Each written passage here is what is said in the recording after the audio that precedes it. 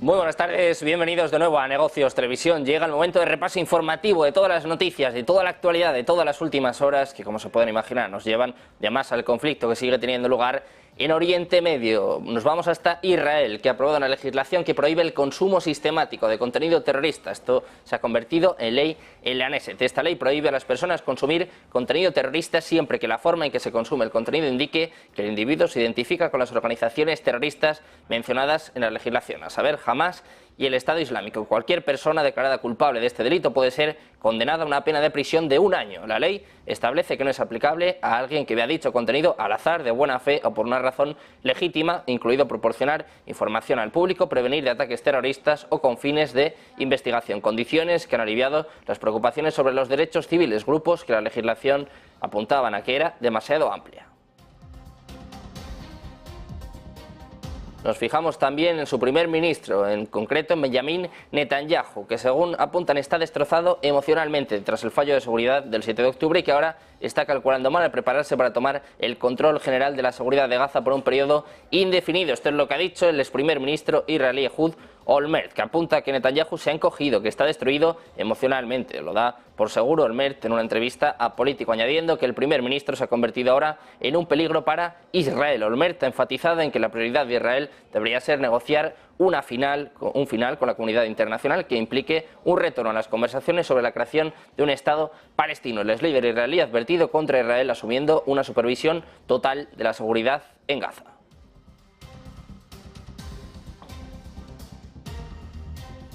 Hablamos ahora del G7. Los ministros de Asuntos Exteriores han pedido este miércoles a Irán que se abstenga de brindar apoyo a Hamás y Hezbollah y que utilice su influencia para reducir las tensiones regionales. En un comunicado piden a Irán que se abstenga de brindar apoyo a Hamás y de tomar nuevas acciones que desestabilicen el Medio Oriente, incluido el apoyo al Hezbollah libanés y a otros actores no estatales, y además le piden que utilice su influencia con esos grupos para reducir las tensiones regionales. Esto es lo que dicen en una declaración conjunta después de las conversaciones que están teniendo lugar en Japón. Pendientes también de Estados Unidos, el Pentágono ha dicho que está observando un aumento en los ataques atribuidos a grupos respaldados por Irán contra bases estadounidenses en el Medio Oriente. Dice que están viendo un aumento en los ataques, pero que hasta ahora no han visto víctimas significativas, que tampoco han visto daños a su infraestructura. Esto es lo que apunta la subsecretaria de Prensa Sabrina Singh en una conferencia de prensa por parte del Departamento de Defensa. De Estados Unidos pasamos a Rusia. Nikolai Patrushev, un poderoso aliado del presidente ruso de Vladimir Putin, ha dicho que las políticas destructivas de Estados Unidos y sus aliados estaban aumentando el peligro de que se usen armas nucleares, químicas o biológicas. Patrushev dijo que el orden posterior a la Guerra Fría, incluido el dominio de Estados Unidos, estaba menguando. Dice que la consecuencia natural de las políticas destructivas de Estados Unidos es el deterioro de la seguridad global. Además, esto es lo que apunta, y también dice que el peligro de que se utilicen armas nucleares, químicas y biológicas está aumentando, que el régimen internacional de control de armas ha sido socavado. Y seguimos en Rusia. Hablamos ahora de Sergei Lavrov, el ministro de Asuntos Exteriores ruso, que ha vuelto a apuntar contra Occidente. Ha mencionado que, a través de las sanciones económicas contra su país, Occidente ha decidido destruir la economía mundial para dar una lección a Rusia. Indica que Estados Unidos está arruinando a Europa económicamente mientras sigue con la compra de materiales críticos al Kremlin, entre los que aparece el uranio. Dice Lavrov que en realidad Washington está arruinando a sus vasallos europeos y a su propio complejo industrial militar. Le da la oportunidad de ganar dinero. Repite, una vez más, están planteando la tarea de provocar disturbios, levantar al pueblo contra las autoridades.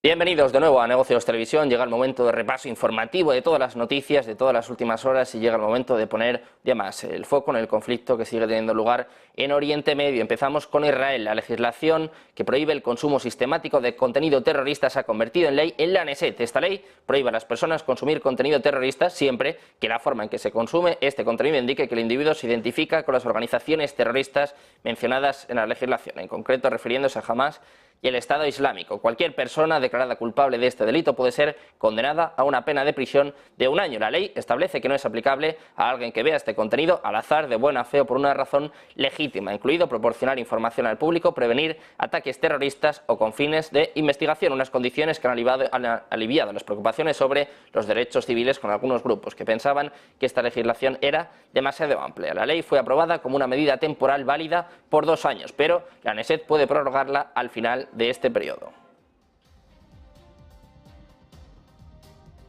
Seguimos con el foco en Israel, que ha intensificado su persecución contra los terroristas de Hamas y hasta ahora los túneles del movimiento terrorista en Gaza se han convertido en frentes de batalla. Las fuerzas terrestres de Israel en la franja de Gaza tienen como objetivo localizar e inhabilitar la vasta red de túneles de los militantes de Hamas debajo del enclave. La siguiente fase de la ofensiva por parte de Israel, desde que hombres armados de Hamas matarán a 1.400 personas y tomarán a unos 240 rehenes el pasado 7 de octubre, Israel ha atacado Gaza desde el aire y ha usado tropas terrestres para dividir el enclave costero en dos. Israel dice que sus tropas han avanzado hasta el corazón de la ciudad densamente poblada, mientras que Hamas dice que sus combatientes han infligido grandes pérdidas a las fuerzas invasoras. El principal portavoz militar israelí, Daniel Hagari, ha dicho que el cuerpo de ingenieros de combate de Israel estaba usando artefactos explosivos para destruir una red de túneles construida por Hamas que se extiende por cientos de kilómetros debajo de Gaza. Nos fijamos también en su primer ministro, en Benjamin Netanyahu, que según apuntan está destrozado emocionalmente tras el fallo de seguridad del 7 de octubre y además dicen que ahora está calculando mal al prepararse para tomar el control general de la seguridad de Gaza por un periodo indefinido. Esto es lo que dice el ex primer ministro israelí Ehud Olmert, que apunta que Netanyahu se ha encogido, que está destruido emocionalmente. Lo da por seguro en una entrevista a Político, añadiendo que el primer ministro se ha convertido ahora en un peligro para Israel. Olmert ha enfatizado que la prioridad de Israel debería ser negociar un final con la comunidad internacional que implique un retorno a las conversaciones sobre la creación de un Estado palestino. El ex líder israelí ha advertido contra Israel asumiendo una supervisión total de la seguridad de Gaza. Seguimos con más noticias, seguimos hablando de Israel. El portavoz de los medios árabes de las fuerzas de defensa de Israel dice que hay un corredor humanitario abierto para los civiles en el norte de Gaza que deseen huir hacia el sur, como ya hizo ayer Abichai Adrae, que sería seguro viajar por la carretera Salah al-Din, que va de norte al sur del enclave entre las 10 y las 2 hora local. También apuntan a que por su seguridad aproveche la próxima vez para desplazarse hacia el sur, más allá de Wadi Gaza. Dice que la zona del norte de la franja de Gaza se considera una zona de combate feroz y que se está acabando el tiempo para evacuarla. Apunta que se unan a cientos de miles que respondieron a las llamadas y se trasladaron al sur en los últimos días. Ayer Israel afirmó que sus tropas estaban operando en el corazón de la ciudad de Gaza.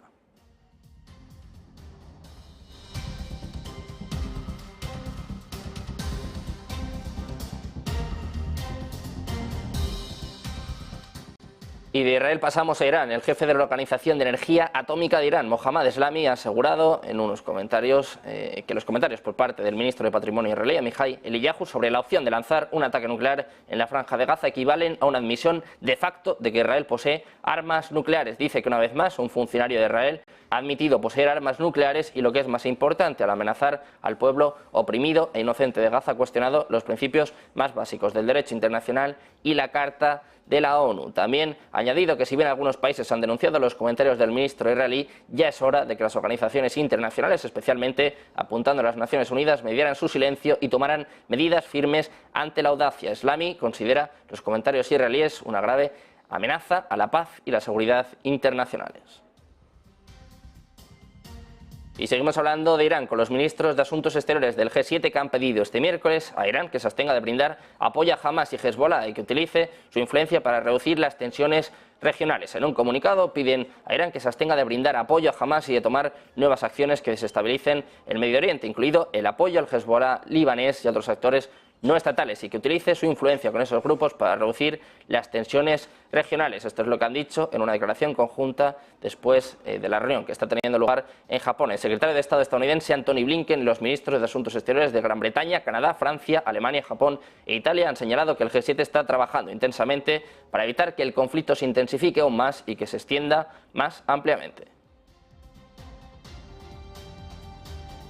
Pendientes también de Estados Unidos, el Pentágono ha dicho este martes que está observando un aumento en los ataques atribuidos a grupos respaldados por Irán contra bases estadounidenses en el Medio Oriente. Dice que están viendo un aumento en los ataques, pero que hasta ahora no han visto víctimas y tampoco han visto daños significativos a su infraestructura. Además, también cuando se le preguntó si la disuasión estadounidense está funcionando contra las milicias respaldadas por Irán, que están acusadas de atacar las bases estadounidenses precisamente en Siria y en Irak, Singh dijo que la disuasión en este momento es increíblemente fuerte de nuestro lado. Dice que están enviando un mensaje increíble a cualquier actor estatal o no estatal que quiera involucrarse en el conflicto. Y una vez más, aunque ven que estos ataques aumentan, no están viendo víctimas ni daños significativos a los miembros de sus servicios. Singh dijo que entre el 17 de octubre y el 7 de noviembre las fuerzas estadounidenses han sido atacadas al menos 40 veces, 22 en Irak y 18 en Siria.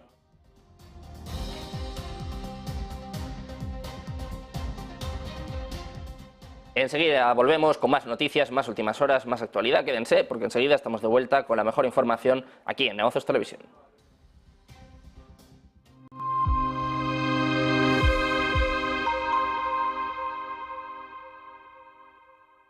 Ven al Torreón, estamos en El Pardo, un espacio único en plena naturaleza. Disfruta de momentos de desconexión mientras saboreas la mejor gastronomía. Disponemos de 7 amplias terrazas y salones para todo tipo de eventos. Degusta nuestros exquisitos platos acompañados de una selecta bodega de vinos. A tu servicio, un gran parking y zona infantil. Abierto los 365 días del año. Cocina ininterrumpida desde las 10 de la mañana hasta las 12 de la noche. Haz tu reserva. Localizarnos ahora es más fácil.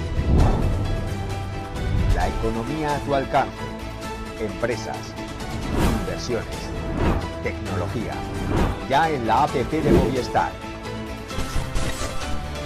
Vive la economía. Negocios Televisión.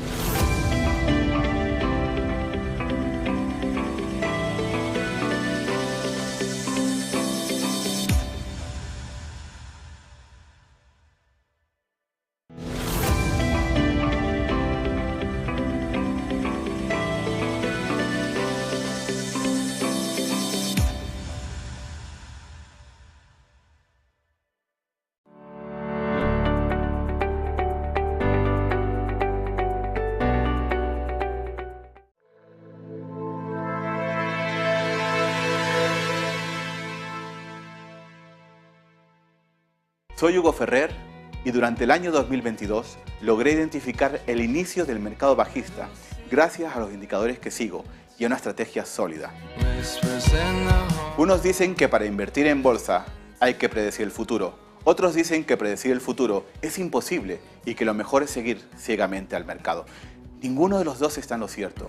Por supuesto que el futuro no se puede predecir con un alto grado de confianza. Y lo paradójico es que seguir el mercado de forma incondicional solo es una predicción más sobre el futuro, que las bolsas seguirán subiendo de forma indefinida en el tiempo. Algo dudoso si estudiamos la historia de los mercados. Invertir profesionalmente no va de predecir nada, ni de hacer grandes actos de fe. Invertir profesionalmente va de entender los factores que mueven los mercados y de desarrollar una estrategia que se pueda adaptar a los diferentes escenarios macroeconómicos, tanto en momentos de expansión como en momentos de recesión. Soy Hugo Ferrer y durante el año 2022 logré identificar el inicio del mercado bajista gracias a los indicadores que sigo y a una estrategia sólida. Muchos otros lo hicieron también, pero la diferencia es que ellos no supieron detectar el siguiente mercado alcista que llegó. Se quedaron atrapados en sus emociones. En mi masterclass te voy a enseñar, como nadie nunca lo ha hecho, a analizar el ciclo económico con los mejores indicadores disponibles. Vas a aprender cuándo y cómo sube la bolsa y otros activos como los bonos, el oro o las criptodivisas.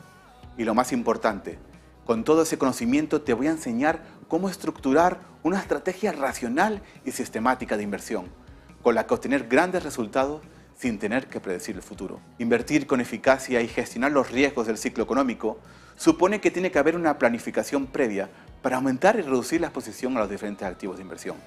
De lo contrario, invertir se convierte en una apuesta estática donde los riesgos se acumulan en los peores momentos, cuando tú más necesitas tu dinero. Soy Hugo Ferrer y esta es mi Masterclass.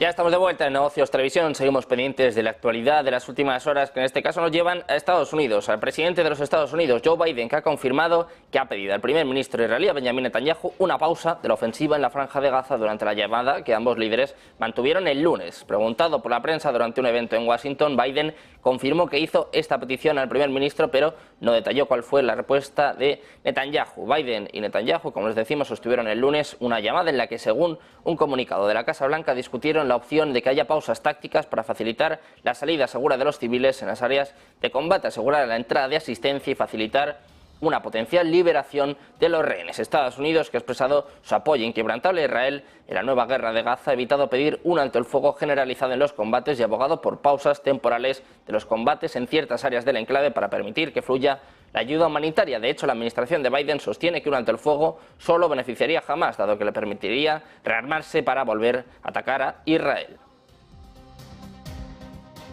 Seguimos con Estados Unidos. Hablamos del secretario de Estado de Antony Blinken, que ha abogado por reconfigurar el escenario en la Franja de Gaza al término del actual conflicto entre Israel y el movimiento de resistencia islámica de Hamás, aunque, eso sí, ha advertido al gobierno de Israel en contra de una posible reocupación del territorio. También ha asumido que puede ser necesario un periodo de transición. El primer ministro israelí, Benjamin Netanyahu, abrió la puerta en una reciente entrevista a que Israel tenga una responsabilidad general de seguridad en la franja durante un periodo indefinido, dando a entender que el repliegue no tiene por qué ser completo una vez haya terminado la actual ofensiva. Desde Japón, donde ha participado en una reunión de ministros de Exteriores del G7, Blinken ha establecido ciertos requisitos tanto para el contexto bélico como para la hipotética posguerra, condenando, por ejemplo, que la franja pueda servir como una plataforma para el terrorismo o para otros ataques violentos como los del 7 de octubre.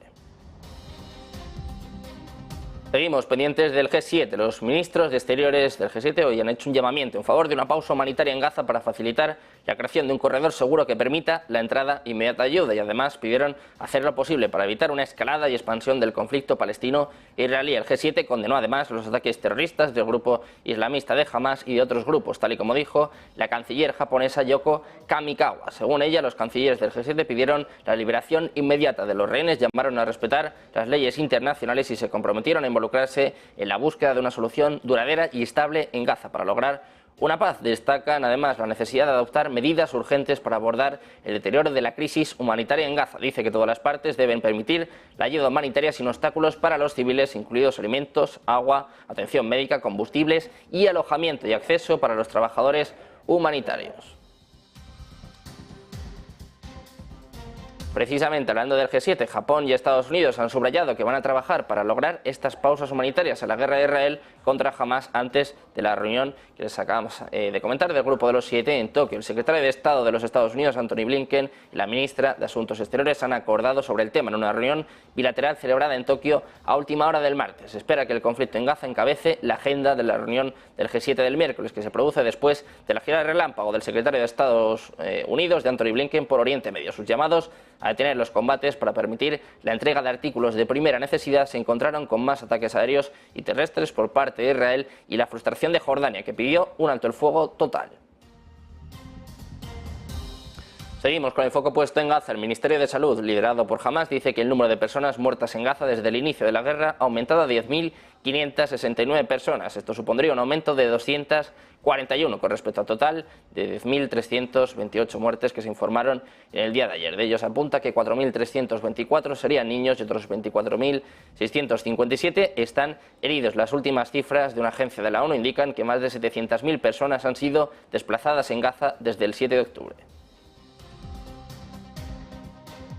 Seguimos con más noticias. En este caso ponemos el foco en el presidente chino, en Xi Jinping, y también en el presidente de Estados Unidos, Joe Biden, que podrían reunirse el próximo 15 de noviembre en el marco de la Cumbre de Cooperación Económica de Asia-Pacífico que se celebra en San Francisco. Esto es lo que informa el portal Kyodo News, que cita a un alto funcionario estadounidense. Sería la primera reunión cara a cara en un año entre los presidentes de Estados Unidos y China y tendría lugar mientras las dos principales potencias del mundo exploran formas de estabilizar su intensa rivalidad, aunque las tensiones geopolíticas entre ellos no muestran signos de disminuir. El funcionario, que habló bajo condición de anonimato, dice que Estados Unidos y China están realizando las preparaciones finales para la reunión entre Biden y Xi en ese día, que se llevará a cabo en el marco de la reunión de líderes del Foro de Cooperación Económica Asia-Pacífico. Seguimos hablando de Xi Jinping, en este caso del vicepresidente chino, que ve señales positivas en los lazos con Estados Unidos. Han Sen afirma que Pekín está dispuesta a reforzar el diálogo, unas declaraciones que llegan en medio de las expectativas de que Xi y Biden se reúnan la próxima semana por primera vez en un año. De hecho, apunta este viceministro a que han enviado señales positivas y han aumentado las expectativas de la comunidad internacional sobre la mejora de las relaciones entre China y Estados Unidos. Estos comentarios se producen después de que ambos países intercambiaran visitas de altos funcionarios en los últimos meses. Las declaraciones de Han subrayan la reciente mejora de los lazos entre ambas naciones que han estado enfrentadas por Taiwán, las restricciones a las transferencias de tecnología, el supuesto espionaje y otros asuntos. Se espera que Xi se reúna con Biden al margen de la Cumbre de Cooperación Económica Asia-Pacífico en San Francisco. Y seguimos con más noticias. Volvemos a hablar del secretario de Estado de los Estados Unidos, Antony Blinken, que llega a Seúl este miércoles para conversar con su homólogo surcoreano, una visita que se enmarca en medio de un momento en el que los aliados occidentales intensifican la cooperación ante las crecientes preocupaciones sobre los estrechos vínculos militares de Corea del Norte con Rusia. La visita de 2 días, la primera de un jefe de la diplomacia norteamericana en 2 años y medio, es parte del viaje más amplio de Blinken a Asia, que incluyó reuniones con sus homólogos del G7 y conversaciones con funcionarios japoneses en Tokio, así como una escala posterior en India, en medio del conflicto entre Israel y Hamás. La visita a Seúl se produce cuando Estados Unidos y Corea del Sur, junto con Japón, condenaron lo que dicen es el suministro de armas y equipo militar de Corea del Norte a Rusia. Washington y Seúl ven los vínculos militares más estrechos entre Corea del Norte y Rusia, que se cree de hecho que está sufriendo el agotamiento de sus reservas de municiones en su guerra con Ucrania. Además ven un esfuerzo de Pyongyang para asegurarse capacidades militares estratégicas a cambio.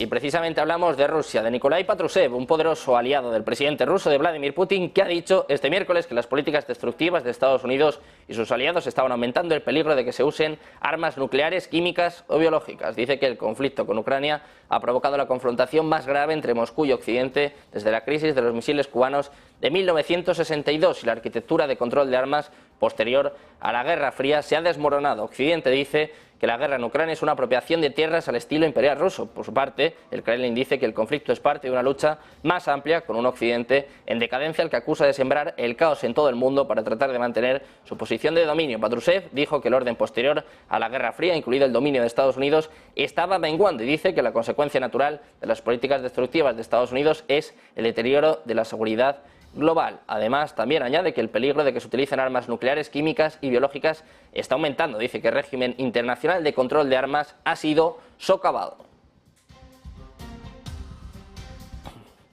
Y seguimos hablando de Rusia, de Sergei Lavrov, el ministro de Asuntos Exteriores ruso, que ha vuelto a apuntar contra Occidente y ha mencionado que a través de las sanciones económicas contra su país ha decidido destruir la economía mundial para dar una lección a Rusia. El canciller ha indicado que Estados Unidos está arruinando a Europa económicamente mientras sigue con la compra de materiales críticos al Kremlin, entre los que aparece, por ejemplo, en uranio. Dice Lavrov que en realidad Washington está arruinando a sus vasallos europeos y a su propio complejo industrial militar le da a cambio la oportunidad de ganar dinero. Además, también ha remarcado que para impedir que Rusia desempeñe en la escena internacional un papel acorde con su historia, su tamaño y sus capacidades, según la mirada de Lavrov, uno de los objetivos de las sanciones de Occidente es predisponer a los habitantes rusos contra el gobierno que encabeza Vladimir Putin. Dice Lavrov, repito, una vez más, plantean la tarea de provocar disturbios, levantar al pueblo contra las autoridades y además recuerdo que las declaraciones de las potencias sobre que las sanciones no están dirigidas al pueblo son falsas y completo. Esta política que busca atentar contra la esfera social de Rusia va a fracasar.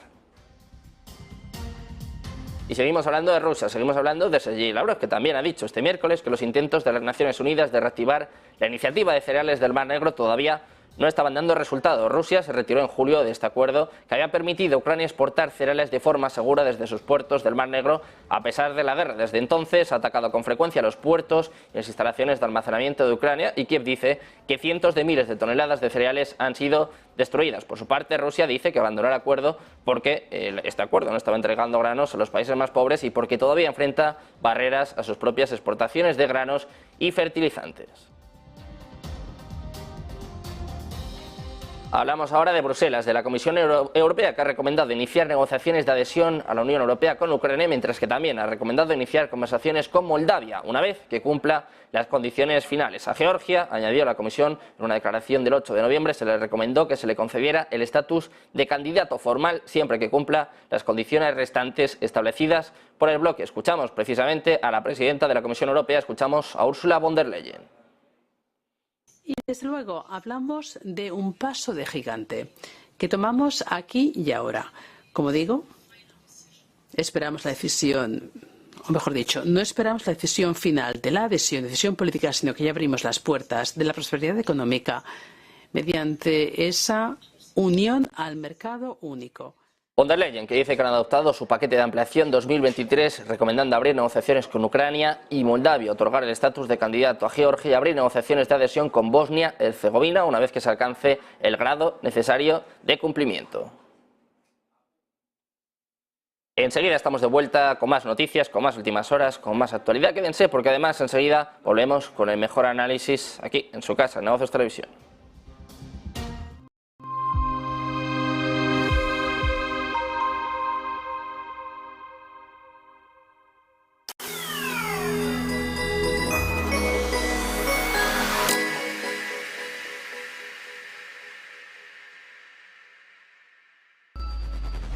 Localizarnos ahora es más fácil.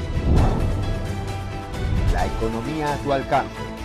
Empresas, inversiones, tecnología. Ya en la APP de Movistar. Vive la economía. Negocios Televisión.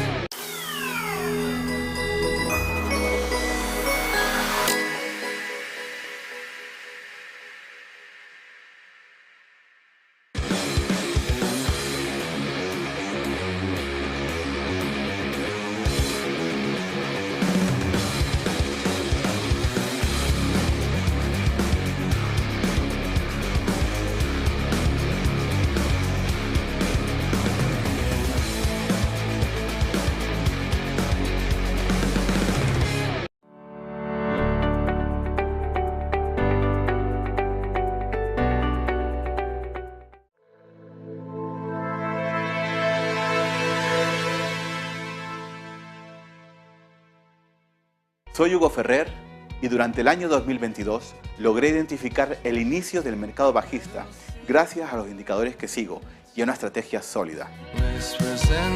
Unos dicen que para invertir en bolsa hay que predecir el futuro. Otros dicen que predecir el futuro es imposible y que lo mejor es seguir ciegamente al mercado. Ninguno de los dos está en lo cierto. Por supuesto que el futuro no se puede predecir con un alto grado de confianza. Y lo paradójico es que seguir el mercado de forma incondicional solo es una predicción más sobre el futuro, que las bolsas seguirán subiendo de forma indefinida en el tiempo. Algo dudoso si estudiamos la historia de los mercados. Invertir profesionalmente no va de predecir nada, ni de hacer grandes actos de fe. Invertir profesionalmente va de entender los factores que mueven los mercados y de desarrollar una estrategia que se pueda adaptar a los diferentes escenarios macroeconómicos, tanto en momentos de expansión como en momentos de recesión. Soy Hugo Ferrer y durante el año 2022 logré identificar el inicio del mercado bajista gracias a los indicadores que sigo y a una estrategia sólida. Muchos otros lo hicieron también, pero la diferencia es que ellos no supieron detectar el siguiente mercado alcista que llegó. Se quedaron atrapados en sus emociones. En mi masterclass te voy a enseñar, como nadie nunca lo ha hecho, a analizar el ciclo económico con los mejores indicadores disponibles. Vas a aprender cuándo y cómo sube la bolsa y otros activos como los bonos, el oro o las criptodivisas. Y lo más importante, con todo ese conocimiento te voy a enseñar cómo estructurar una estrategia racional y sistemática de inversión, con la que obtener grandes resultados sin tener que predecir el futuro. Invertir con eficacia y gestionar los riesgos del ciclo económico supone que tiene que haber una planificación previa para aumentar y reducir la exposición a los diferentes activos de inversión. De lo contrario, invertir se convierte en una apuesta estática donde los riesgos se acumulan en los peores momentos, cuando tú más necesitas tu dinero. Soy Hugo Ferrer y esta es mi masterclass.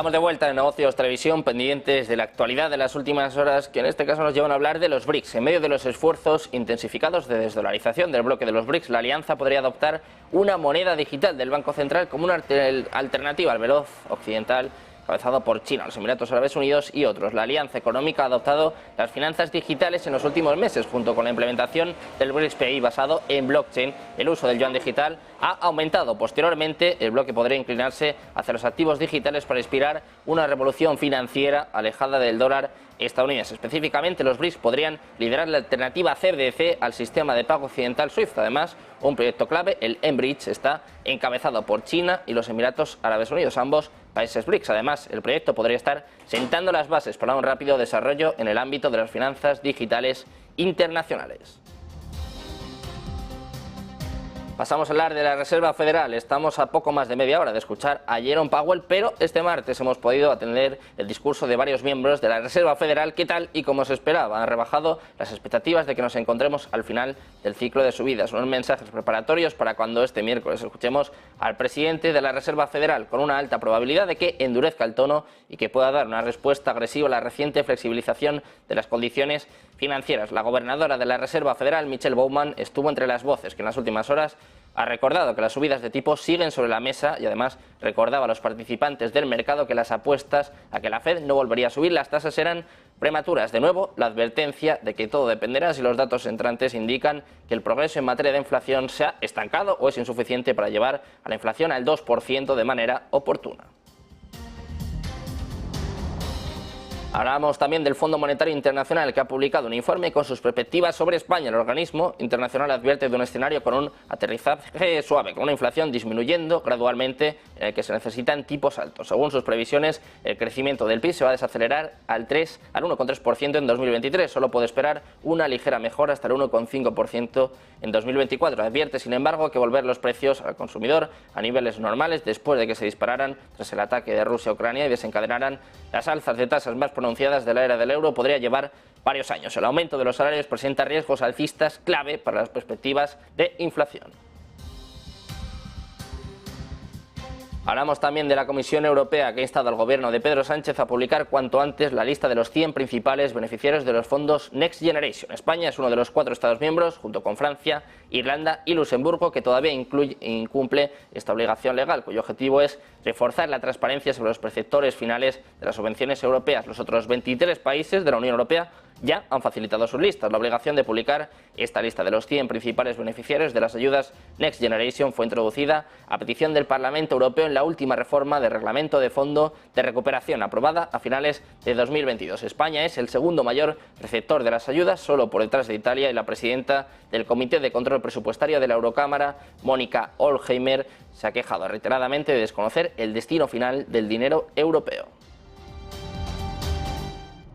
Seguimos con más noticias. Hablamos de Calviño, la vicepresidenta económica, que ha insistido en su voluntad de convocar a la banca en cuanto se conforme el gobierno para extender el código de buenas prácticas. Pero la subgobernadora del organismo supervisor, Margarita Delgado, ha defendido que todavía se debería esperar algún trimestre más antes de siquiera plantear esta ampliación. Calviño ya intentó en junio extender el plan, pero el gobernador del Banco de España, Pablo Hernández de Cos, lo frenó en un tenso encuentro en el que también estaban presentes los patronales bancarias, la Asociación de Consumidores Asofin y representantes de las personas mayores. La vicepresidenta ha anunciado en el Senado que quiere extender en el tiempo la eliminación de las comisiones por amortización anticipada del crédito y por el cambio de hipoteca del tipo variable a fijo, previstas inicialmente solo para 2023.